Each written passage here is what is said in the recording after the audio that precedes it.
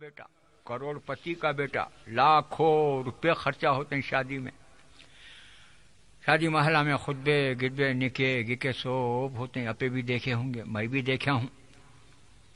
قاضی صاحب نکاح پڑھا ہوتے ہیں، فلانے کی بیٹی، فلانے وکیل، فلانے گواہاں اتنے مہر کے ساتھ لوگوں کا کمپا ڈبانے تمہارا نکاح کیا ہوں، تمہیں قبول کرے کیا کہ تو انہیں الحمدللہ بولنے بھی آتا نہیں، اس سے بیل منڈی ہلاسر کا ہوں کہتا، الحمدللہ کو الحمدللہ سمجھتا کہ نہیں، پیش امام صاحب عربی میں گالی دیتے ہی سمجھتا کہ وہ کیا تھے کہ ہماری سمجھ میں نہیں آتا، پھر دیکھے تو کیا رے پڑا، کیا جی حضرت تمہارے بیٹے کی شادی پرسوں بڑے زور سے کرے نا حضرت، اللہ کے فضل و کرم سے۔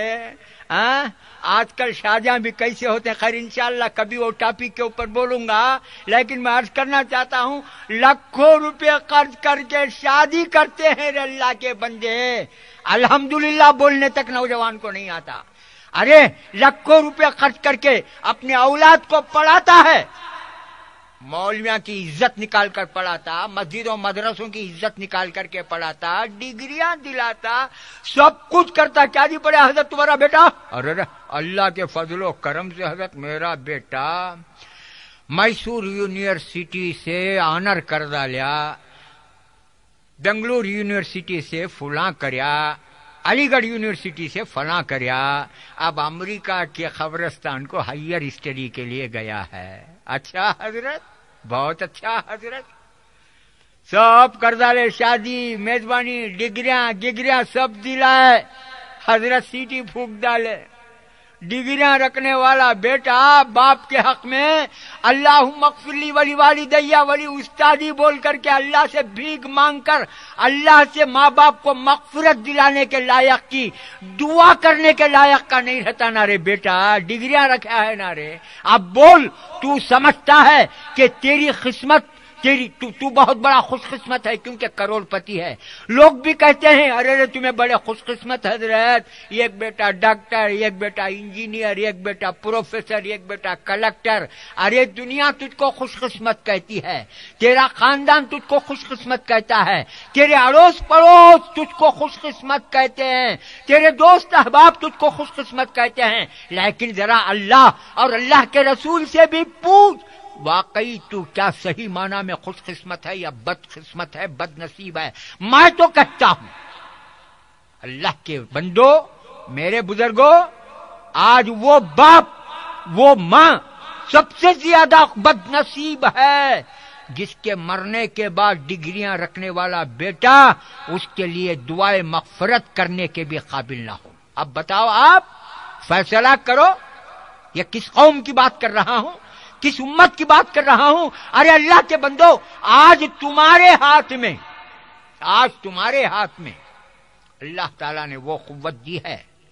میں پہلے بھی عرض کر چکا ہوں، اب بھی عرض کر رہا ہوں،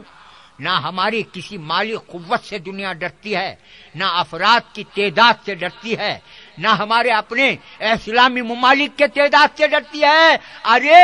ساری یہودیت، نصرانیت، عیسائیت، بدھزم، کمیونزم، تمام ازم کو آج ڈر کسی بات کا ہے تو بلا مبالغہ عرض کرتا ہوں میں کہ خدا کے عزت و جلالت کی قسم قرآن مجید کی صداقت کا ڈر ہے۔ ایسے قرآن کو ہم نے کیا کیا، ایسے قرآن کی ہم نے کیا حالت بنائی؟ میرے بھائی ذرا سوچو تو صحیح، ہم مسلمان ہیں، ہم کسی ایرے غیرے کی امتی نہیں ہیں، اللہ کے رسول کے امتی ہیں، جن کے تعلق سے اللہ تعالی نے اپنے حبیب پاک صلی اللہ علیہ وسلم سے کئی خوشخبریاں قرآن مجید میں دی ہیں جس میں شک و شبے کی گنجائش ہی نہیں۔ جو آیت کریمہ کے میں نے تلاوت کی، اللہ اکبر، قرآن مجید کی سب سے پہلی آیت، بسم اللہ الرحمن الرحیم، الف لام میم، ذالک الکتاب لا ریب فیہ ھدی للمتقین۔ اللہ کے بندے، پیشانی کے آنکھوں سے نہیں، دل کی آنکھیں کھول کر کے اللہ کے کلام کی اس پہلی آیت کو دیکھ۔ اللہ کے بندے، بصارت سے نہیں بصیرت سے دیکھ۔ آنکھوں کے ذریعے سے دل میں اتارنے کی کوشش کر. اللہ تعالیٰ کیا فرماتے ہیں؟ الف لام میم ذالک الکتاب، یہ وہ کتاب ہے لا ریب، بے شک و شبہ، اس میں کسی قسم کا کوئی شک نہیں. نہ اس کی صداقت میں شک ہے، نہ اس کے مرتبے میں شک ہے، نہ اس کی حقیقت میں شک ہے،